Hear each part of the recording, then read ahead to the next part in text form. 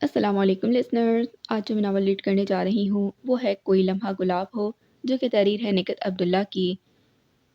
چلیے شروع کرتے ہیں قسط نمبر 5۔ اس نے بہت چاہا کہ امی کے سامنے معمولی چوٹوں کا ذکر کرے، لیکن انہیں دیکھتے ہی اس کے ضبط کے بندھن ٹوٹ گئے۔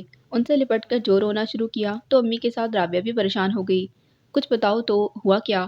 آخر رابعہ نے چیخ کر کہا اور اسے کھینچ کر امی سے الگ کیا تو وہ ہچکیوں کے درمیان بولی، ابو کا ایکسیڈنٹ ہو گیا ہے۔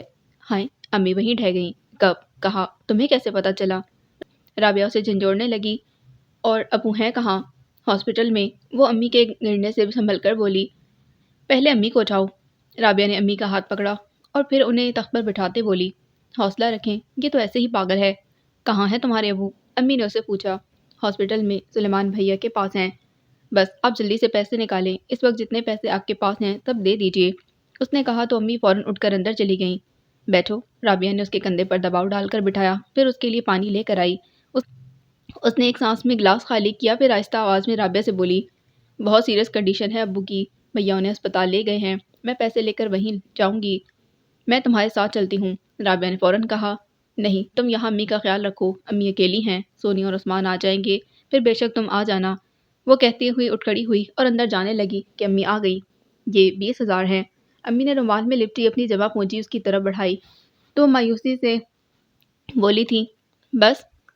پھر امی کے چہرے پر نظر پڑی تو فوراً بولی، کافی ہیں، اچھا میں چلتی ہوں۔ رکو، میں بھی چلوں گی، امی نے کہا تو وہ رابعہ کو دیکھنے لگی۔ آپ کہاں جائیں گی؟ میرا مطلب ہے خواہ پریشان ہوں گی، تم جاؤ فائقہ۔ رابعہ اسے اشارہ کرنے لگی تو وہ جلدی سے باہر نکل آئی۔ ہسپتال میں سلیمان اس کے منتظر تھے، اسے دیکھتے ہی لپک کر آئے۔ کتنا انتظام ہوا؟ 20,000، اس نے بتایا تو وہ چھل کر بولے، 20,000؟ یہ تو بہت کم ہے، 30,000 تو فوراً جمع کرانے ہیں، اس کے بعد ابھی داؤں کے پرچے تھمانے شروع کر دیں گے، اور وہ آپریشن تھیٹر کی فیس الگ۔ تو بھیا آپ؟ میں کیا کروں؟ ابھی 4 دن پہلے راحیلہ کی سالگرہ تھی، اس پر میں نے اتنا خرچ کیا کہ کیا پتا، مجھے کیا پتا تھا کہ یہ…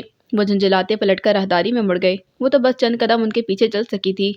نڈھال سی بینچ پر ٹھہ گئی اور انگلیوں سے پیشانی تھام کر سوچنے لگی، اب کیا کرے، کس کے پاس جائے؟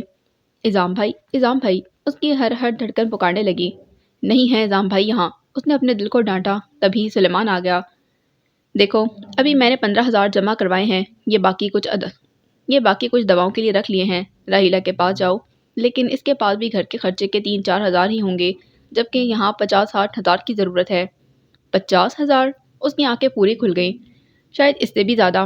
سلیمان اٹھ کر ٹہلنے لگے، شاید سوچ رہے تھے کہ کس سے رابطہ کریں۔ اس کی نظریں سلیمان کے ساتھ ساتھ ادھر سے ادھر بھٹکتی ہوئی اچانک ایک نقطے پر ٹھہر گئیں، پھر ایک جھٹکے سے اٹھ کھڑی ہوئی۔ بھیا، میں اپنی میڈم سے بات کرتی ہوں، شاید وہ اتنی رقم ایڈوانس میں دے دیں۔ شاید، سلیمان نے سوچتے انداز میں کہا تو فوراً بولی، کوشش کرنے میں کیا حرج ہے، کر کے دیکھو۔ ٹھیک ہے، میں جا رہی ہوں۔ وہ پھر اسی تیزی سے نکلی اور تمام راستہ دعا کرتی رہی کہ اللہ بیگم افندی کے دل میں رحم ڈال دے اور وہ بغیر کسی وضع پیش کے ایڈوانس کی رقم دے دیں۔ یا اللہ، میرے ابو کو بہت لمبی زندگی عطا فرما اور اپنے کرم سے ان کی ساری مشکلیں آسان کر دے۔ اس نے صدقے دل سے دعا کرتے بیگم افندی کے کمرے کا دروازہ کھولا۔ میں آئی کم ان؟ یس، بیگم افندی نے اپنی مصروفیت ترک کیے بغیر کہا، پھر ایک دم چونک کر اسے دیکھتے بولی، تم کیسے آئیں؟ تمہارے فادر… میرے فادر؟ وہ بے اختیار ہو پڑی۔ میڈم پلیز میری ہیلپ کریں، میرے فادر کی کنڈیشن بہت سیریس ہے، میں انہیں آغا خان ہسپتال میں چھوڑ آئی ہوں۔ اچھا ہاسپٹل ہے، ٹھیک ہو جائیں گے تمہارے فادر، بیگم افندی نے تسلی دی۔ دعا کریں؟ وہ ہتھیلیوں سے آنکھیں رگڑتے بولی، انشاءاللہ، آؤ بیٹھو۔ بیٹھنے کا وقت نہیں ہے میڈم، میں آپ کے پاس اپنی ضرورت لے کر آئی ہوں۔ ادھر میرے فادر کا آپریشن ہو رہا ہے اور اس کے لیے مجھے پیسوں… اس کی زبان لڑکھڑا کر رک گئی تھی۔ بیگم افندی ایک دم سیدھی ہوئی اور چیئر کی بیک سے کمر ٹیک کر اسے دیکھنے لگی تھیں۔ ماما، میں نہیں جانتا یہ لڑکی کون ہے، اس کا کیا نام ہے اور یہاں کس پوسٹ پر کام کرتی ہے، میں صرف اتنا جانتا ہوں کہ اسے دیکھ کر میں خدا سے اپنے لیے بہت لمبی عمر کی دعا مانگنے لگتا ہوں، اس کا بہت خیال رکھیے گا ماما۔ میڈم، مجھے ایڈوانس میں… وہ بڑی آس سے دیکھنے لگی، کتنی رقم چاہیے؟ بیگم افندی کی نظریں اس پر جم کر رہ گئیں، جبکہ ذہن متحرک ہو گیا۔ 50,000، اس کی نظریں جھک گئی تھیں۔ 50,000؟ بیگم افندی نے دہرایا، پھر کچھ دیر سوچنے کے بعد کہنے لگیں، میں تمہیں اسے زیادہ رقم دے سکتی ہوں، لیکن میری ایک شرط ہے۔ مجھے آپ کی ہر شرط منظور ہے، وہ فوراً بولی، سوچ لو۔ نہیں، مجھے کچھ نہیں سوچنا، میں اپنے ابو پر اپنی جان قربان کر سکتی ہوں، اس سے بڑھ کر آپ کیا مانگیں گی؟ پلیز اپنی شرط بتائیں۔ اس نے عاجزی سے کہا، شرط بتانے میں وقت لگے گا اور تمہارے پاس ابھی وقت نہیں، لو یہ پیپر سائن کر دو۔ بیگم افندی نے سادہ پیڈ کے سامنے ڈال دیا تھا اور خود دراز کھول کر اس میں سے ہزار ہزار کے نوٹ نکال کر ٹیبل پر رکھنے لگیں، جنہیں دیکھتے ہی اس نے فوراً پین اٹھا لیا، لیکن پھر سادہ پیپر پر سائن کرتے اس کی انگلیاں کانپنے لگی تھیں۔ بی بریو، بہادر بنو، بیگم افندی اس کے ہاتھ کے نیچے سے پیڈ نکالتے کہنے لگیں، یہ 1 لاکھ ہیں، ضرورت پڑے تو اور لے لینا، اور ہاں جب تک تمہارے فادر ٹھیک نہیں ہو جاتے تمہیں آفس آنے کی ضرورت نہیں، البتہ مجھے فون ضرور کرتی رہنا، اوکے؟ جی۔ اتنی رقم دیکھ کر بھی جانے کیوں وہ بجھ سی گئی تھی۔ کہاں، ہسپتال جاؤ گی؟ جی۔ 1 منٹ رکو، میں ڈرائیور سے کہتی ہوں تمہیں لے جائے گا۔ بیگم افندی نے بیل کا بٹن پش کرتے ہوئے کہا تو ممنونیت سے بولی، thank you madam. No thanks, انہوں نے کہا، پھر چپراسی کے آنے پر اسے مخاطب ہوئیں، ڈرائیور سے کہو مس وائکا کو ہاسپٹل لے جائے۔ اسے یہ سوچنے کی ضرورت نہیں تھی کہ وہ کیا کر آئی ہے اور آئندہ اس کے ساتھ کیا ہونے والا ہے، اسے صرف ابو کی فکر تھی۔ بینچ کے کونے میں دبکی اور مسلسل قرآنی آیات کا ورد کرنے کے ساتھ ابو کی دراز عمری کی دعائیں بھی مانگ رہی تھی۔ اس کے علاوہ اسے کسی بات کا ہوش نہیں تھا، اس کی زبان اور حلق تک خشک ہو گیا تھا، اور پھر بھی اس کا ورد جاری تھا۔ پورے 4 گھنٹے بعد سلیمان اس کے پاس آ کر بیٹھے اور اس کے کندھے پر ہاتھ رکھ کر اپنے ساتھ لگاتے بولے، تمہاری دعاؤں نے ابو کو بچا لیا ہے۔ سچ بھیا؟ وہ اس کے سینے میں منہ چھپا کر رو پڑی تھی۔ ارے بے وقوف، رونے دھونے کا سلسلہ گھر جا کر کرنا۔ سلیمان اسے نرمی سے ٹوک کر پوچھنے لگے، یہ بتاؤ اب ابو کو کہاں منتقل کروانا ہے، وارڈ یا پرائیویٹ روم؟ وہ فوراً بولی، سوچ لو، کہیں پیسے کم پڑ گئے تو۔ نہیں کم پڑیں گے، چلیں مجھے پہلے ابو کے پاس لے چلیں۔ وہ کہتی اٹھ کھڑی ہوئی۔ وہ بھی ہوش میں نہیں، سلیمان نے کہا، پھر بھی چلیں، میں جب تک انہیں دیکھ نہیں لوں گی مجھے چین نہیں آئے گا۔ اس نے سلیمان کا ہاتھ پکڑ کر کھینچا تو اٹھتے بولے، چلو لیکن کوئی حماقت نہیں کرنا، میرا مطلب خود پر قابو رکھنا۔ فکر نہیں کریں، میں بہت بہادر ہوں۔ مشکل گھڑی ٹل گئی تھی تو اب وہ مسکرائی تھی، لیکن جب آپریشن تھیٹر میں جا کر ابو کو دیکھا تو اس کا دل سہم گیا تھا۔ ان کا پورا سر بینڈیج میں جکڑا ہوا تھا اور غالباً زیادہ خون بہہ جانے کی وجہ سے ان کا چہرہ سفید لٹے کی مانند ہو رہا تھا۔ اس نے جھک کر ان کے سینے پر رکھے ہاتھ پر اپنے ہونٹ رکھے تو ان کی آنکھوں سے موتی جھلک گئے تھے۔ یہ کیا کر رہی ہو؟ چلو۔ سلیمان اسے کندھوں سے تھام کر باہر لے آئے، پھر رسٹ واچ پر نظر ڈالتے بولے، 5 بج چکے ہیں، یہاں ابو کے پاس کون رکے گا؟ میں، وہ فوراً بولی، لیکن تم اکیلی؟ آپ میری فکر نہ کریں، اس نے کہا تو سلیمان خاموش ہو رہے۔ آپ پہلے امی کے پاس جائیں، وہ بہت پریشان تھیں، فون بھی تو نہیں ہے گھر میں۔ اسے اب ٹیلی فون کی ضرورت اور اہمیت کا احساس ہوا تھا۔ ابو ٹھیک ہو جائیں پھر سب سے پہلے فون لگوائیں گے۔ اچھا میں چلتا ہوں، اور گھر سے کچھ منگوانا ہو تو بتا دو، میں امی سے کہہ دوں گا، وہ عثمان کے ہاتھ بھیج دیں گی۔ سلیمان کا عجلت بھرا انداز بتا رہا تھا کہ انہیں اب جانے کی جلدی ہو رہی ہے۔ ابھی تو میں کچھ نہیں کہہ سکتی بھیا، آپ بس امی کو اطمینان دلا دیجیے گا۔ تم اکیلی پریشان تو نہیں ہوگی؟ نہیں، مجھے پریشانی امی کی طرف سے ہو رہی ہے، آپ پلیز پہلے وہاں جائیے گا، اس نے کہا تو سلیمان اس بات میں سر ہلاتے آگے بڑھ گئے۔ سنیں، پیشنٹ کو کمرے میں کب لایا جائے گا؟ 32۔ یس۔ آدھے گھنٹے بعد، آپ چاہیں تو اتنی دیر میں گھر کا چکر لگا سکتی ہیں، نرس نے بتانے کے ساتھ مشورہ دیا تھا۔ نہیں، میرا گھر دور ہے، وہ کہہ کر کمرے میں آ گئی تو شفاف بیڈ دیکھتے ہی دن بھر کی تھکن اودھ کر آئی۔ صبح 9 بجے سے وہ بھاگ رہی تھی اور ساری ٹینشن کے دوران اپنا ہوش ہی نہیں تھا۔ اب جو تکیے کے ساتھ کمر ٹکائی تو جوڑ جوڑ دکھنے لگا۔ وہ کچھ دیر یوں ہی بیٹھی رہی، پھر ٹانگیں اوپر سمیٹ کر آنکھیں بند کر لیں۔ کچھ دیر بعد اسے عثمان کی آواز سنائی دی، یہاں تو صرف آپ ہی ہیں۔ اس نے فوراً آنکھیں کھولیں اور عثمان کو دیکھ کر اٹھتے پوچھنے لگی، کون ہے؟ میں اور باجی، عثمان نے کہا، تبھی رابعہ اندر آ گئی۔ ابو کہاں ہیں، ٹھیک تو ہے نا؟ ہاں اللہ کا شکر ہے، آپریشن کامیاب ہو گیا، ابھی یہیں آئیں گے۔ تم اتنی دیر سے کیوں آئی ہو؟ اس نے بتا کر پوچھا۔ کیا بتاؤں، امی کی حالت ایسی ہو گئی، 2 بار تو بے ہوش ہو چکی ہیں، ابھی بھی سونی آنے نہیں دے رہی تھی، پھر امی کو کچھ ہو گیا تو وہ اکیلی کیسے سنبھالے گی، اور تم یہاں اکیلی ہو، بھیا کہاں ہیں؟ وہ ابھی گئے ہیں، پہلے امی کے پاس ہی جائیں گے، اس نے کہا تو رابعہ اطمینان کا سانس لیتے بولی، چلو شکر ہے، سونی بہت پریشان ہو رہی تھی۔ آپی، میں ابو کو دیکھ آؤں؟ عثمان نے پوچھا تو وہ اس بات میں سر ہلا کر بولی، دیکھ آؤ، اور سنو، کینٹین نظر آئے تو چائے کا کہہ دینا، مجھ سے اب بیٹھا بھی نہیں جا رہا۔ میں بھی چلتی ہوں۔ رابعہ بھی اٹھ کر عثمان کے ساتھ چلی گئی تو وہ اس خیال سے کہ کہیں اسے نیند نہ آ جائے راہداری میں نکل کر ٹہلنے لگی۔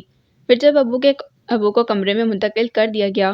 اس کے بعد وہ تینوں کمرے میں آ کر بیٹھے اور کتنی دیر خاموشی سے انہیں دیکھتے رہے۔ رابعہ اسے اشارہ کر کے کمرے سے نکل گئی تھی۔ کیا بات ہے؟ وہ رابعہ کے پیچھے آ کر پوچھنے لگی۔ بہت سیریس ایکسیڈنٹ تھا، اللہ نے بچایا ہے ابو کو، رابعہ نے کہا تو وہ گہری سانس کھینچ کر بولی۔ ہاں، اللہ کا بڑا کرم ہے، ہم اس کا جتنا شکر ادا کریں کم ہے۔ 20,000 میں ہو گیا سب؟ نہیں، 20 تو بہت کم تھے۔ خیر اللہ کا شکر ہے انتظام ہو گیا تھا، اس نے کہا تو رابعہ تعجب سے پوچھنے لگی۔ بھیا نے دیے؟ نہیں، میں نے اپنے آفس سے ایڈوانس لیے ہیں۔ وہ کتنے؟ وہ جتنا پہلو تہی کر رہی تھی رابعہ اتنا ہی سوال اٹھا رہی تھی۔ 1,00,000؟ 1,00,000 کیسے مل گئے؟ کیسے ملے، کیوں ملے، یہ سب سوچنا فضول ہے۔ اصل بات یہ ہے کہ جو کام ہونا تھا اس کے لیے سارے راستے خود بخود ہموار ہوتے جاتے ہیں، ورنہ ہم ایڑی چوٹی کا زور لگا کر بھی وہ کچھ حاصل نہیں کر سکتے جو ہماری تقدیر میں نہیں لکھا ہوتا۔ بس یوں سمجھ لو اللہ نے ہمیں یتیم ہونے سے بچا لیا سو بچا لیا، اس کے لیے خواہ مجھے۔ وہ ایک دم خاموش ہو گئی تھی، اور شکر تھا کہ عثمان کے آنے کے بعد سے رابعہ اس کی طرف متوجہ ہو گئی، ورنہ ٹوکتی ضرور کہ تمہیں کیا کرنا پڑتا۔ اور میں نے کیا کیا ہے؟ ایک سادہ پیپر پر سائن ہی تو کیا ہے۔ اب پتہ نہیں اس پر میڈم افندی کیا لکھیں گی، شاید رقم کی واپسی تک میری غلامی اور ابو کی زندگی کے لیے۔ غلامی کیا، میں تو اپنی نیلامی بھی کر سکتی ہوں، وہ سوچتے ہوئے کمرے کی طرف بڑھ گئی تھی۔ بیگم افندی نے بیڈ کارنر سے اپنی رسٹ واچ اٹھا کر ٹائم دیکھا، پھر ٹیلی فون سیٹ اپنے قریب رکھا کہ فون کی بیل بج اٹھی۔ ہیلو، انہوں نے فوراً ریسیور اٹھا لیا۔ السلام علیکم ماما۔ دوسری طرف شہریار افندی تھا۔ بہت لمبی عمر جیو بیٹا، کیسے ہو؟ انہوں نے دعا دے کر پوچھا۔ بالکل ٹھیک، لگتا ہے آپ کی دعائیں رنگ لا رہی ہیں، شہریار نے کہا تو وہ فوراً پوچھنے لگی۔ کیا مطلب؟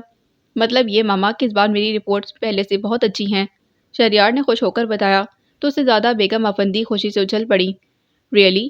او یس ماما، ڈاکٹر کہتے ہیں میرے اندر تازہ خون بن رہا ہے، گو کہ اس کی سپیڈ بہت کم ہے، پھر بھی ماما چانس تو بن گیا ہے نا۔ شہریار کی آواز میں غیر معمولی کھنک تھی۔ بیگم افندی کی آنکھیں پانیوں سے لبریز ہو گئیں۔ انشاءاللہ بیٹا، تم بہت جلد ٹھیک ہو جاؤ گے، سب آپ کی دعائیں ہیں ماما، اور پھر اللہ تعالیٰ کو تو پتہ ہے نا کہ آپ کے پاس صرف ایک ہی میں ہوں۔ ہاں، اور تم ہی سے تو اس گھر میں بہاریں آئیں گی۔ بہاریں؟ شہریار نے بہت خوبصورت کہکا لگایا۔ اور کیا؟ بیگم افندی مسکرائیں، پھر اچانک ایک خیال کے تحت کہنے لگیں، اور ہاں، وہ فائقہ تمہارا بہت پوچھ رہی تھی۔ فائقہ میرا کیا کہہ رہی تھی ماما؟ وہ حیران ہو کر پوچھ رہا تھا۔ یہی کہ تم اتنے دنوں سے نظر نہیں آئے، کہاں چلے گئے ہو؟ میرا خیال ہے وہ تمہیں مس کر رہی ہے، بیگم افندی نے کہا تو وہ جیسے یقین کر بھی رہا تھا اور نہیں بھی۔ نو ماما، آپ کو شاید غلط فہمی ہوئی ہے، اس نے یوں ہی پوچھ لیا ہوگا۔ یوں ہی کسی اور نے تو نہیں پوچھا، خیر تم کب آ رہے ہو؟ بیگم افندی نے خود ہی بات بدل دی تھی۔ ابھی سیٹ کنفرم نہیں ہوئی، ہوگی تو آپ کو فون کروں گا۔ اوکے بیٹا، اپنا خیال رکھنا۔ ایک منٹ ماما، وہ رک کر پوچھنے لگا، اگر میں صبح آپ کو آفس میں فون کروں تو میری فائقہ سے بات ہو سکے گی؟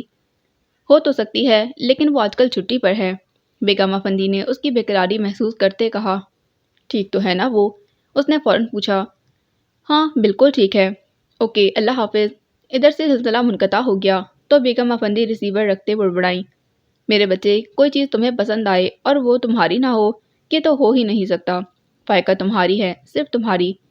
بیگم افندی کی آنکھیں چمکنے لگیں اور اگلے روز وہ فائقہ اعزاز احمد پر ایک اور احسان کرنے ہسپتال جا پہنچی۔ کیسے ہیں تمہارے فادر؟ جی وہ، فائقہ انہیں دیکھ کر بوکھلا گئی۔ تم نے فون نہیں کیا تو مجھے تشویش ہوئی، اس لیے خود دیکھنے چلی آئی، انہوں نے کہا تو نادم سی ہو کر بولی۔ سوری میڈم، پریشانی میں کچھ یاد نہیں رہا۔ ہوتا ہے، لیکن اب یاد رکھنا، انہوں نے بے نیازی برتنے کے ساتھ تنبیہ بھی کی۔ جی، میں ہر روز آپ کو فون کروں گی۔ گڈ، چلو مجھے اپنے فادر کے پاس لے چلو، انہوں نے کہا تو پھر اس کے ساتھ کمرے میں آئیں اور بیڈ کے قریب رک کر آہستہ سے بولی۔ السلام علیکم، اب آپ کی طبیعت کیسی ہے؟ ابو نے اپنے سینے پر رکھا ہاتھ اٹھا کر اشارہ کیا، بولے کچھ نہیں تو دوسری طرف سے فائقہ ان کے قریب آ کر بولی۔ ابو، یہ ہماری میڈم ہے، میڈم افندی۔ آرام کرنے دو انہیں، ڈسٹرب نہیں کرو، انہوں نے فائقہ کو مزید کچھ کہنے سے روکا، پھر اپنے ساتھ باہر آنے کا کہہ کر کمرے سے نکل گئیں۔ کوئی پرابلم تو نہیں ہے یہاں؟ نو میڈم، وہ ان کے سامنے خود کو بہت چھوٹا محسوس کر رہی تھی۔ اور پیسوں کی ضرورت؟ جی نہیں۔ پھر بھی یہ رکھ لو، انہوں نے پرس میں سے لفافہ نکالا اور اسے تھما کر بولی۔ مجھے معلوم ہے یہاں کے اخراجات، اور ہاں، فادر کو گھر لے کر جانے کی جلدی مت کرنا جب تک ڈاکٹر نہ کہیں۔ جی، اس نے کہا۔ تبھی رابعہ اس کے قریب آ کھڑی ہوئی تو بیگم افندی اسے دیکھنے لگی۔ میڈم، یہ میری سسٹر ہے، اس نے ان کے دیکھنے پر بتایا تو وہ حیرت سے پوچھنے لگی، تمہاری بہن ہے؟ جی، how beautiful, okay see you. انہوں نے بے اختیار رابعہ کو سراہا، پھر اسے خدا حافظ کہہ کر چلی گئی تھیں۔ تمہاری میڈم صرف ابو کو دیکھنے آئی تھی؟ رابعہ کی حیرت بجا تھی، پھر بھی وہ اسے ٹوک گئی تھی۔ اس میں حیرت کی کیا بات ہے؟ کیوں نہیں، اتنی بڑی فرم کی مالک، کیا اپنے تمام سٹاف کے ساتھ وہ ایسی ہی ہیں؟ ہاں، سب کا خیال رکھتی ہیں، اس نے فوراً کہا تو رابعہ منہ بنا کر بولی، پھر تو بہت جلدی دیوالیہ ہو جائیں گی۔ جی نہیں، کسی کی مدد کرنے سے آدمی دیوالیہ نہیں ہوتا، بلکہ اللہ اسے اور نوازتا ہے، اس نے کہا تو رابعہ کندھے اچکا کر بولی، بہرحال خاتون ہیں گریسفل، اور میری تعریف بھی کر رہی تھی۔ کیا کہہ رہی تھی بھلا؟ بیوٹیفل، اس نے کہا تو رابعہ گردن اکڑا کر بولی، وہ تو میں ہوں، یہ بتاؤ ان کا کوئی خوبصورت سا بیٹا بھی ہے؟ رابعہ وہ بمشکل خود پر قابو پا کر بولی، یہ ہاسپٹل ہے اور اس کمرے میں ہمارے ابو جس حال میں پڑے ہیں وہ تم اچھی طرح جانتی ہو۔ ہاں، اور میں یہ بھی جانتی ہوں کہ اللہ کے فضل سے اب انہیں کوئی خطرہ نہیں، اس لیے میں تمہارا دل بہلانے کی کوشش کر رہی تھی اور تم… رابعہ بات ادھوری چھوڑ کر کمرے میں چلی گئی۔ میرا دل بہلا رہی تھی؟ اس نے سر جھٹکا، رابعہ کے پیچھے جانے لگی، عثمان کو آتے دیکھ کر وہیں رک گئی۔ السلام علیکم، ابو کیسے ہیں؟ عثمان نے قریب آتے ہی سلام کے ساتھ پوچھا تھا۔ بہتر ہیں، تم رابعہ کے ساتھ آئے ہو؟ اس نے جواب کے ساتھ سوال اٹھایا۔ جی، میں اسٹاپ پر پھل لینے رک گیا تھا، عثمان نے شاپر اس کی طرف بڑھاتے کہا۔ اچھا چلو ابو سے مل لو، لیکن زیادہ باتیں نہیں کرنا، اس نے کہا تو عثمان روم میں جاتے جاتے پلٹ کر پوچھنے لگا، آپی، بھیا اور بھابھی نہیں آئے؟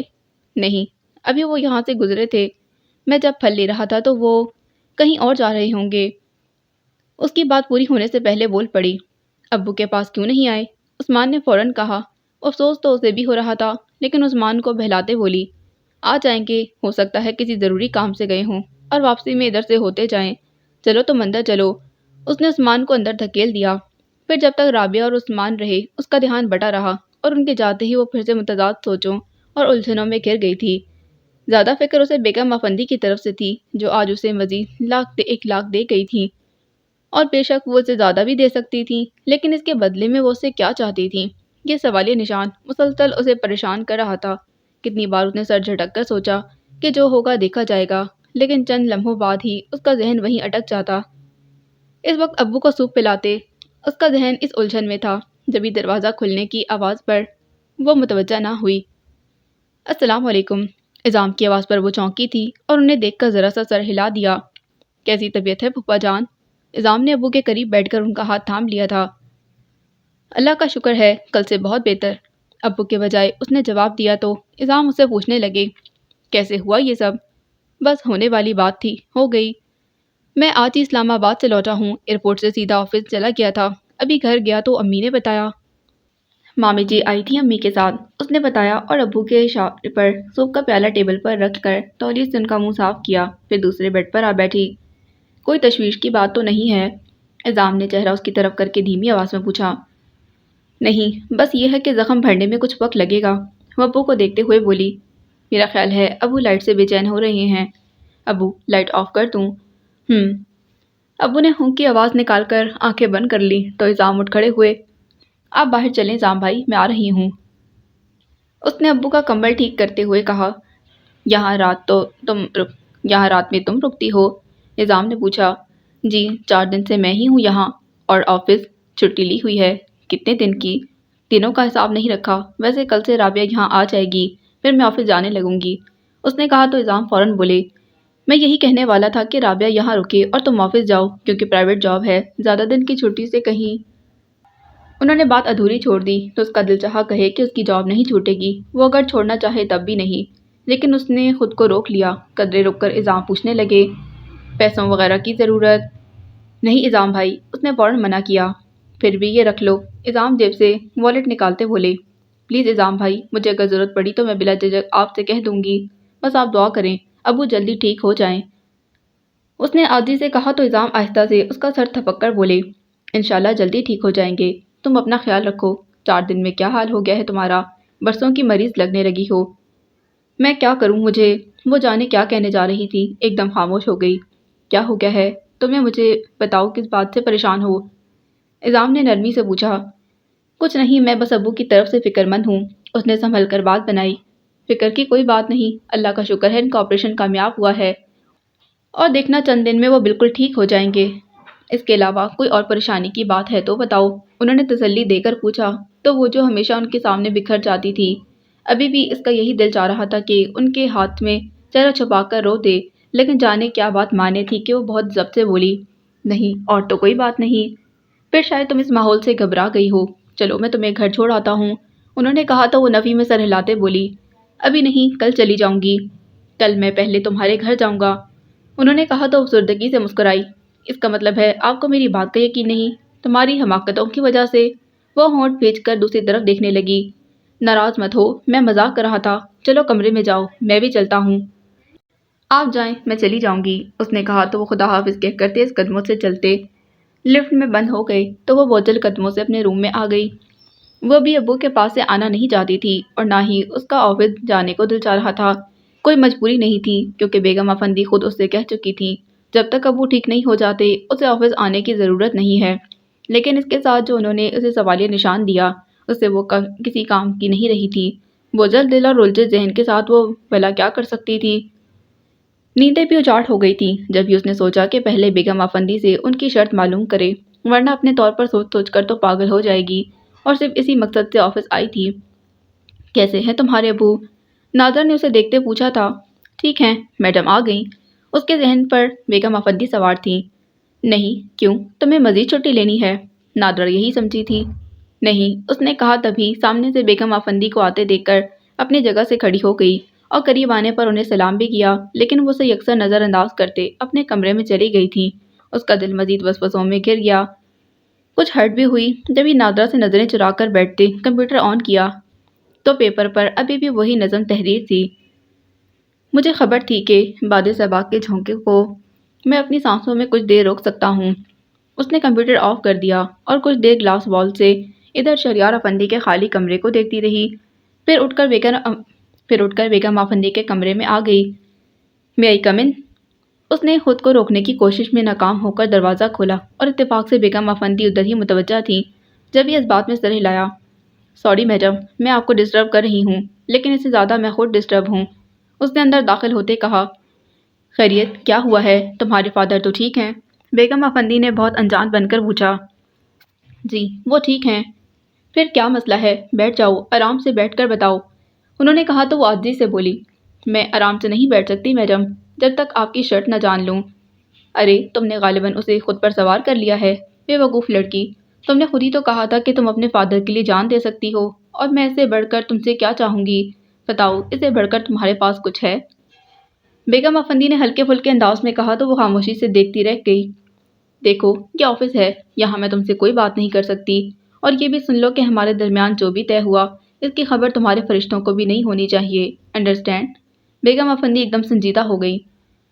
جی، کسی کو بتایا تو نہیں کہ میں نے تمہیں ایڈوانس کی اتنی رقم دی ہے؟ میرے گھر والے جانتے ہیں، اس نے کہا تو وہ جھنجھلا کر بولی۔ میں گھر کی نہیں، آفس کی بات کر رہی ہوں۔ جی، یہاں میں نے کسی سے ذکر نہیں کیا، وہ خائف ہو کر بولی، اور نہ ہی کرنا۔ جی، اب جاؤ اپنا کام کرو، بلکہ میں نے تم سے کہا تھا کہ فادر کے ٹھیک ہونے کے بعد آنا، پھر آج تم کیوں آ گئی؟ بیگم افندی نے ناگواری سے ٹوکا۔ آپ کی شرط جاننے، کیونکہ خود سے قیاس کر کر کے میں تھک گئی ہوں، اور ابھی بھی آپ نے نہیں بتایا، اور اگر ابھی بھی آپ نے نہیں بتایا تو میں نہیں جانتی میں خود اپنے ساتھ کیا کر ڈالوں گی، اتنی ڈپریس میں کبھی بھی نہیں رہی، ایک ایک پل عذاب ہے، پلیز میڈم، اگر آپ کو میری جان لینی ہے تو ابھی شوٹ کر دے مجھے، وہ عاجزی سے بولی اور رو پڑی تھی۔ اوکے اوکے، رو مت، بیگم افندی نے جیسے ضد ہو کر ٹوکا، پھر انٹر کام پر طاہر صاحب کو آنے کا کہہ کر اس سے بولی، فوراً ریلیکس ہو جاؤ، وہ اپنی آنکھیں رگڑ کر سیدھی کھڑی ہو گئی۔ کچھ دیر بعد طاہر صاحب آئے تو بیگم افندی ان سے بولی، طاہر صاحب، میری آج کچھ فارنر کے ساتھ میٹنگ ہے، میں مس فائقہ کو ابھی اپنے ساتھ لے جا رہی ہوں، آپ یہ ڈرافٹ بھجوا دیجیے گا، باقی کام میں کل دیکھ لوں گی۔ جی بہتر۔ طاہر صاحب نے ان سے ڈرافٹ لیے تو وہ اٹھ کھڑی ہوئی۔ فائقہ، اپنا بیگ وغیرہ لے کر میرے ساتھ چلو۔ وہ فوراً کمرے سے نکلی اور اپنی جگہ سے بیگ اٹھاتے نادرہ سے بولی، سلو، میں پھر چھٹی پر جا رہی ہوں۔ کتنے دن کی؟ نادرہ نے پوچھا۔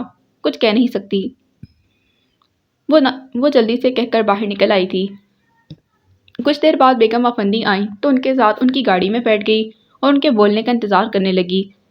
تم خواہ پریشان ہو رہی ہو، بیگم افندی ڈرائیو کرتی ہوئی اسے سرسری انداز میں بولنے لگی۔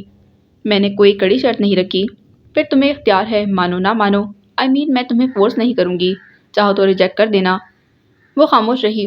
ویسے ان 4 دنوں میں تم نے کیا کیا قیاس کیا؟ بیگم افندی کا انداز ہنوز عام سا تھا، یعنی کوئی تجسس نہیں تھا۔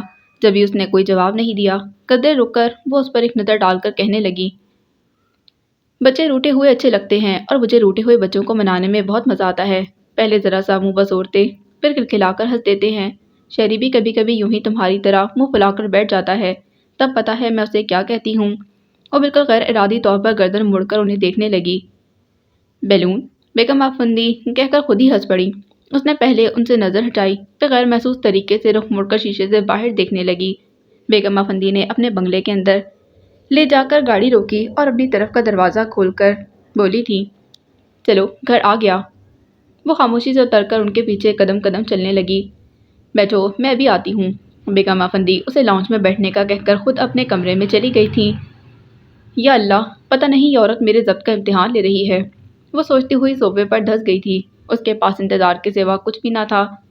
تقریباً 10 منٹ بعد بیگم افندی واپس آئیں اور اس کے دائیں طرف رکھے سنگل صوفے پر بیٹھتے ہوئے بولی، شہری کے جانے سے میں بالکل اکیلی ہو جاتی ہوں۔ اللہ کرے وہ ساتھ خیریت کے جلدی آ جائے۔ کچھ بتایا بھی نہیں اس نے، پتہ نہیں کب آئے گا۔ وہ ان کی بات کے جواب میں کیا کہتی، خاموشی سے سر جھکائے بیٹھی رہی۔ ہاں تو تم شرط جاننا چاہتی ہو؟ بیگم افندی نے اسے متوجہ کرنے کی خاطر کہا اور وہ فوراً سر اونچا کر کے انہیں دیکھنے لگی تو وہ ذرا سا مسکرا کر بولی، صبر نہیں ہے تم میں؟ بہرحال میں نے تم سے کہا تھا کہ شرط بتانے میں وقت لگے گا اور اس وقت تمہارے پاس وقت نہیں تھا۔ ابھی بھی تمہیں جلدی تو نہیں ہے نا؟ جی نہیں، وہ فوراً بولی۔ ہاں، یوں تو میں ایک ہی جملے میں بات کہہ سکتی ہوں، لیکن تم سمجھو گی نہیں، اور سمجھانے کے لیے میں تمہیں شروع سے بتانا چاہتی ہوں۔ انہوں نے کہا، پھر کتنی دیر خاموش رہنے کے بعد گویا ہوئی، شہریار میرا ایک ہی بیٹا ہے۔ جب وہ 8 یا شاید 9 سال کا تھا تب اس کے فادر کی ڈیتھ ہو گئی تھی اور ان کے بعد بہت سی مشکلات کا سامنا کرنے کو میں تنہا رہ گئی۔ اتنا بڑا بزنس اور میں اکیلی عورت۔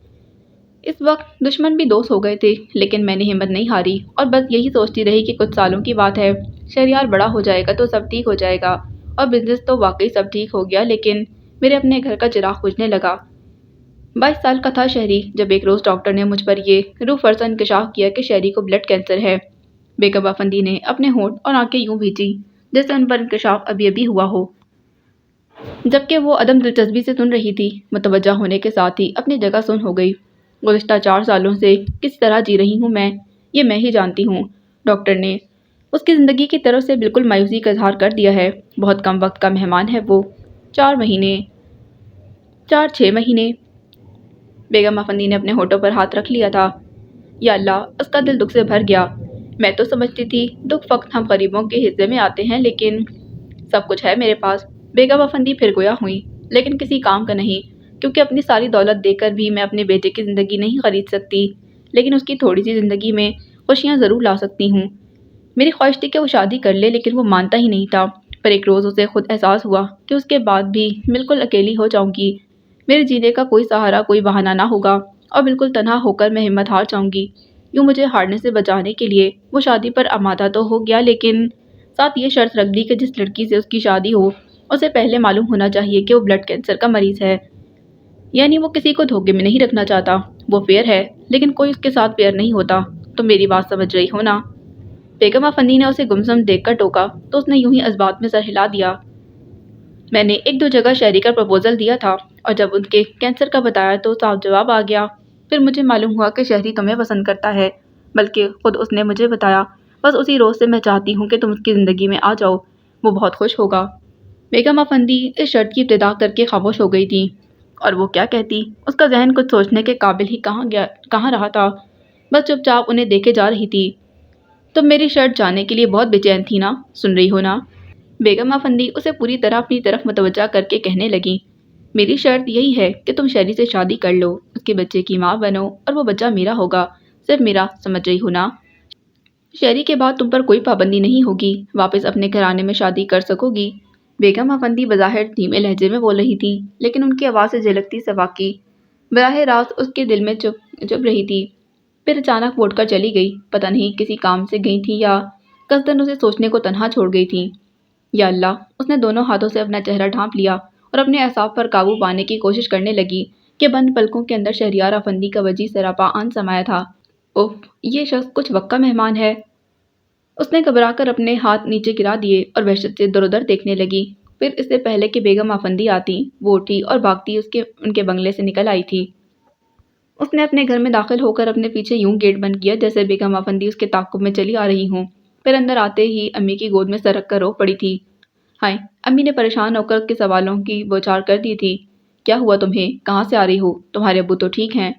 ابو ٹھیک ہیں۔ اسے ابو کے بارے میں جواب دینا پڑا کہ امی کو تسلی ہو جائے۔ پھر کیوں رو رہی ہو؟ پتہ نہیں، میرا دل گھبرا رہا تھا، آفس میں بیٹھا نہیں گیا۔ وہ فوری طور پر کچھ نہیں بتا سکی، اس لیے بات بنا گئی۔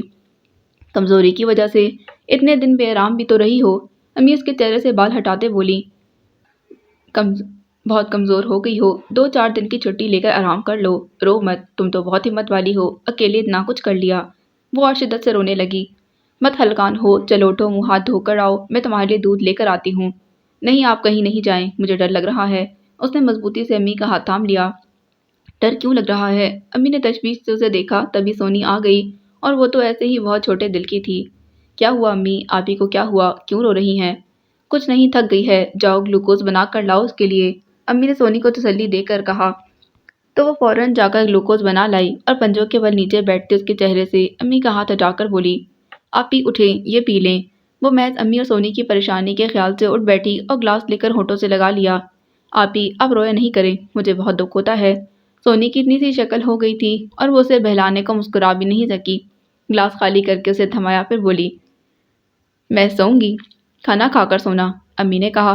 بھوک نہیں ہے، اور صرف کھانے کے لیے مجھے مت اٹھائیے گا۔ وہ کہتے اپنے کمرے میں آ گئی، اور واقعی وہ سونا چاہتی تھی، لیکن اب نیند کہاں آنی تھی۔ کتنی دیر آنکھیں بند کیے وہ اپنے ذہن کو پرسکون کرنے کی صحیح کرتی رہی تاکہ یکسوئی سے سوچ سکے، لیکن اس کے ذہن میں چکر چل رہے تھے۔ کبھی بیگم افندی کی باتیں جنہیں رد کرتی تو شہریار افندی کا چہرہ سامنے آ جاتا۔ اس کی سمجھ میں نہیں آ رہا تھا کیا کرے، کسے کہے، وہ کس الجھن میں ہے۔ اور ہمیشہ کی طرح سب سے پہلے اسے اعظام کا خیال آیا، تو پھر جیسے اس کی سوچوں کو کنارہ مل گیا۔ نہیں، میں اعظام بھائی سے نہیں کہوں گی، کسی کو بھی نہیں بتاؤں گی کہ ابو کی زندگی کے عوض میں اپنی زندگی داؤ پر لگا آئی ہوں۔ خواہ مخواہ سب کی باتیں سننی پڑیں گی۔ کوئی یہ نہیں سوچے گا کہ اگر اس وقت پیسوں کا انتظام نہ ہوتا تو ابو…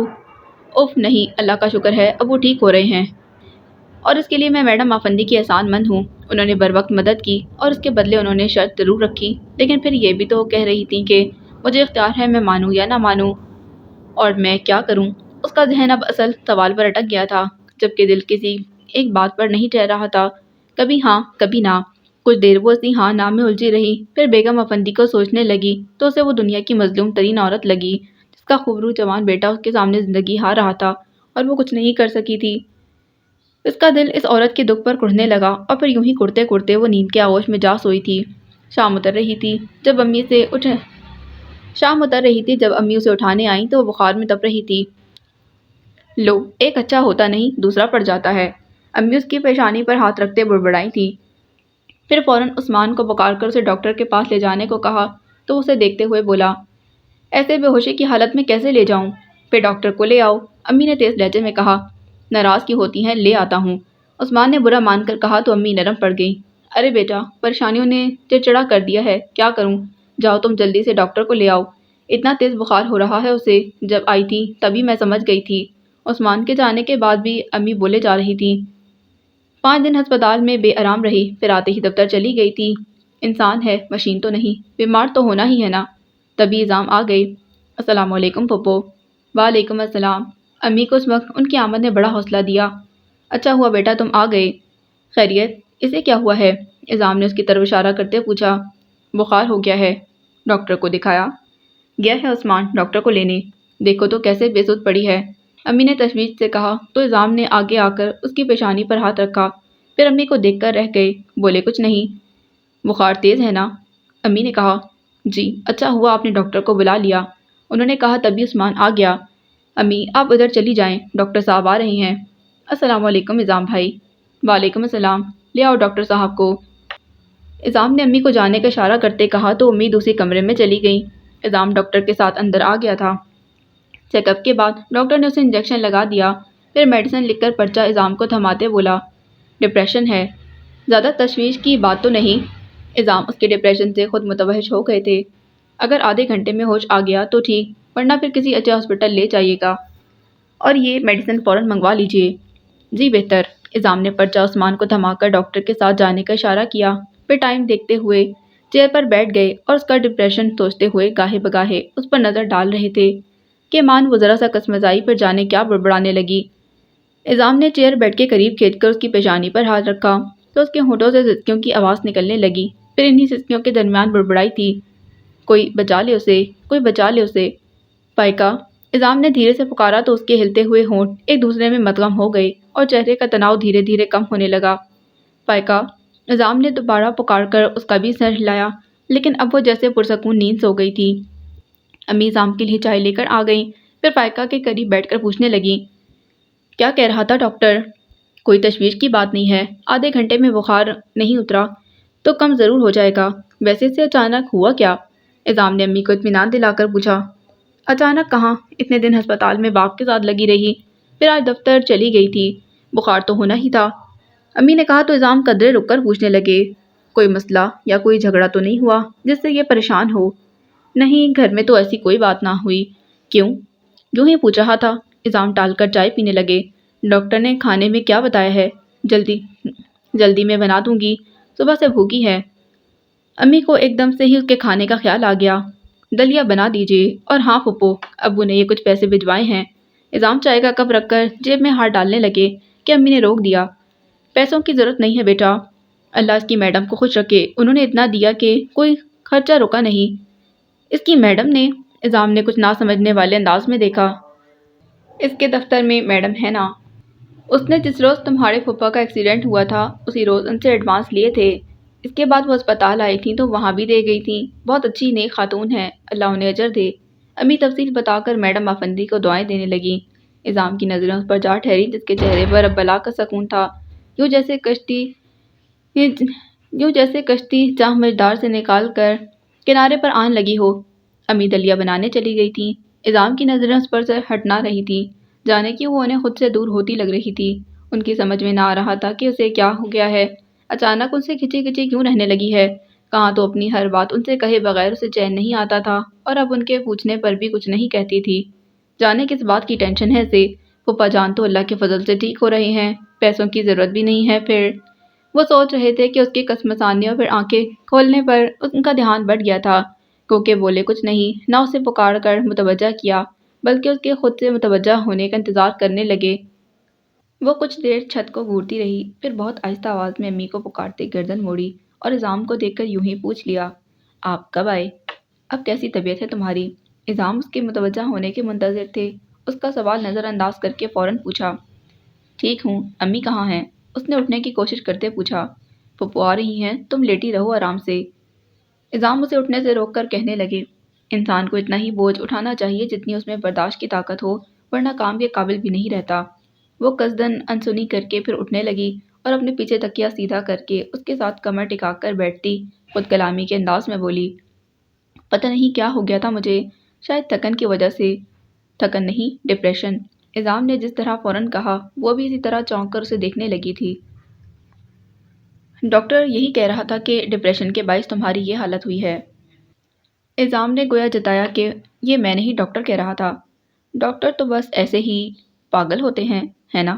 اعظام کہتے اٹھ کھڑے ہوئے، میں نماز پڑھ کر آتا ہوں، تم سونا نہیں، پھپھو دلیا لا رہی ہیں، وہ ضرور کھانا۔ وہ کچھ نہیں بولی اور ان کے جاتے ہی بیٹھ کی پشت پر سر رکھ کر آنکھیں بند کر لیں۔ کچھ دیر بعد امی دلیا لے کر آئیں اور اسے بیٹھے دیکھ کر جیسے اطمینان ہوا، قریب آ کر اس کی پیشانی پر ہاتھ رکھا تو بخار بھی نہ ہونے کے برابر تھا۔ شکر ہے بخار اتر گیا، میں تو ڈر گئی تھی، لو یہ دلیا کھا لو۔ آپ کیوں ہلکان ہوتی ہیں، سونی کہاں ہے؟ اس نے ان کے ہاتھ سے پیالہ لیتے پوچھا۔ وہ بھی عثمان کے ساتھ ہسپتال گئی ہے، جانا تو مجھے بھی تھا لیکن میں اب ٹھیک ہوں، آپ چاہیں تو اعظام بھائی کے ساتھ چلی جائیں۔ نہیں، اب کل ہی جاؤں گی، تم دلیے کے بعد یہ دوا لے لینا، میں جب تک کچھ پکا لوں۔ امی نے دواؤں کا لفافہ اس کے قریب رکھتے کہا، آپ کو کوئی ضرورت نہیں کچن میں جانے کی، سونی آئے گی تو کر لے گی سب۔ ہاں وہ دیر سے آئے تو ہم بیٹھے رہیں، امی کہتی ہوئی چلی گئی۔ وہ آہستہ آہستہ دلیا کھانے لگی۔ گو کہ بالکل دل نہیں چاہ رہا تھا، لیکن ایک تو امی کے خیال سے، دوسرا اعظام کی ڈانٹ سے بچنے کی خاطر اس نے آدھا پیالہ حلق سے اتار لیا تھا۔ خود اسے کچھ توانائی محسوس ہونے لگی تھی۔ پھر وہ لفافے سے تمام میڈیسن نکال کر دیکھ رہی تھی کہ اعظام آ گئے۔ کچھ کھایا؟ انہوں نے آتے ہی پوچھا۔ جی، اب یہ بھی بتا دیجئے کہ کون سی ابھی لینی ہے۔ اس نے ٹیبلٹ اور سیرپ ان کے سامنے رکھ دیا۔ ٹیبل سے پانی کا گلاس اٹھا کر جو ٹیبلٹ اعظام نے اس کے ہاتھ پر رکھی، اس نے حلق سے اتار لی، پھر گلاس رکھ کر پوچھنے لگی، کیا زیادہ طبیعت خراب ہو گئی تھی میری جو ڈاکٹر کو بلانا پڑا؟ تمہیں نہیں پتا؟ اعظام نے یوں کہا جیسے کہہ رہے ہوں انجان مت بنو۔ نہیں، میں تو اچھی خاصی سوئی تھی۔ خیر چھوڑیں اس بات کو، یہ بتائیں اسما اور مامی جی کیسی ہیں؟ اس نے خود ہی بات بدل دی تھی۔ ٹھیک ہیں، صبح آئیں گی دونوں، انہوں نے کہا تو وہ سوچ کر بولی، لیکن صبح تو میں ہوں گی نہیں۔ کیوں، کہاں جاؤ گی؟ آفس۔ نہیں، ابھی تم کچھ دن آرام کرو گی، کم از کم ایک ہفتے کی چھٹی لے لو۔ انہوں نے کہا تو وہ گہری سانس کھینچ کر بولی، پرائیویٹ جاب میں اتنی چھٹی کہاں ملتی ہے؟ مل جائے گی، تم اپلائی تو کرو۔ پھپھو بتا رہی تھی کہ تمہاری میڈم بہت اچھی خاتون ہیں، کتنی رقم ایڈوانس لی تم نے ان سے؟ اعظام نے چھٹی کا مشورہ دیتے ہوئے اچانک سوال پوچھ لیا تھا جس سے وہ کترا رہی تھی، کیونکہ اسے ڈر تھا کہیں یہاں سے بات شروع ہو کر وہاں تک نہ پہنچ جائے جہاں سے اس نے سب کچھ اتنا تنہا اپنی ذات پر سہ لینے کا سوچ لیا تھا۔ وہی ہسپتال کا جو خرچہ، اس نے گول مول جواب دیا، کم تو نہیں ہوگا، 1 لاکھ کا بل تو بن ہی جائے گا، انہوں نے پرسوچ انداز میں کہا۔ ہاں بس اتنا ہی، اور ادا کیسے کرو گی؟ ایسے سوال ہر صورت میں اٹھنے تھے۔ ظاہر ہے اپنی تنخواہ سے کٹواؤں گی، وہ خاصی جذبت ہو رہی تھی۔ اس میں تو بہت وقت لگے گا، بہت سال۔ نہیں، انشاءاللہ ابو ٹھیک ہو کر پھر سے جاب پر جانے لگیں گے، تب میں اپنی ساری تنخواہ دیکھ کر جلدی فارغ ہو جاؤں گی۔ اس نے قصداً سرسری انداز اختیار کیا جیسے یہ کوئی مسئلہ نہیں۔ اعظام کچھ دیر خاموشی سے جانے کیا سوچتے رہے، پھر کہنے لگے، بہرحال میں یہ تو نہیں کہہ سکتا کہ تم نے غلط کیا، کیونکہ اس وقت تم اکیلی تھی اور جو تمہاری سمجھ میں آیا تم نے کیا، لیکن اب تم اکیلی نہیں ہو۔ 1 لاکھ کی رقم اگر کم نہیں تو بہت زیادہ بھی نہیں ہے، ہم سب مل کر جلدی ادا کر سکتے ہیں۔ تم اسے خود پر طاری کر کے پریشان مت ہو، اپنا خیال رکھو۔ 2-3 روز میں پھپھا جان ڈسچارج ہو کر گھر آ جائیں گے، انہیں گھر میں کوئی ٹینشن نظر نہیں آنی چاہیے۔ میری بات سمجھ رہی ہو نا؟ جی۔ میرا خیال ہے تمہارا دل اور دماغ یہی بوجھ لے رہا تھا، تم رقم کیسے ادا کرو گی، ہے نا؟ اعظام نے جیسے اس کے ڈپریشن کا راز پا لیا۔ جی، وہ قدرے مطمئن ہو گئی۔ بے وقوف، جب اب تک سب ٹھیک ہو گیا تو انشاءاللہ آگے بھی ٹھیک ہی ہوگا، بس اللہ پر بھروسہ رکھو، اس کے ہر کام میں مصلحت ہوتی ہے۔ اور سنو، نماز کی عادت ڈالو، سب کچھ نماز اور نماز ہی میں سب کچھ ملتا ہے، خدا بھی اور خدائی بھی۔ وہ بولتے اٹھ کر کھڑے ہوئے اور اس کے سر پر ہاتھ رکھ دیا۔ میں چلتا ہوں، کھانا کھا کر جائیے گا اعظام بھائی، اس نے کہا، ابھی بھوک نہیں اور رکا تو دیر ہو جائے گی۔ اچھا، خدا حافظ۔ اس کا سر تھپک کر کمرے سے نکل گئے تو اس نے پیشانی گھٹنوں پر رکھ دی، جانے کیوں آنکھیں نم ہو گئی تھیں۔ کل تک بیگم افندی مطمئن تھی کیونکہ انہیں یقین تھا فائقہ جس طرح گئی ہے اسی طرح واپس بھی آ جائے گی، لیکن آج تیسرے دن بھی وہ نہیں آئی تھی تو ان کے یقین میں دراڑیں پڑنے لگیں۔ دل کو دھڑکا سا لگ گیا کہ کہیں وہ ان کی شرط ماننے سے انکار نہ کر دے۔ انہیں اپنے آپ پر غصہ آ رہا تھا کہ انہوں نے یہ کیوں کہہ دیا کہ اسے اختیار ہے، وہ مانے نہ مانے، اور گو کہ ابھی بھی وہ جو چاہے کر سکتی تھیں۔ اس کے دستخط شدہ سادہ پیپر پر وہ اپنی مرضی سے اس کی تقدیر رقم کر سکتی تھیں، لیکن وہ نہیں چاہتی تھیں کہ سارا الزام ان کے سر آئے، اس لیے انہوں نے ماننے نہ ماننے کا اختیار اسے دیا۔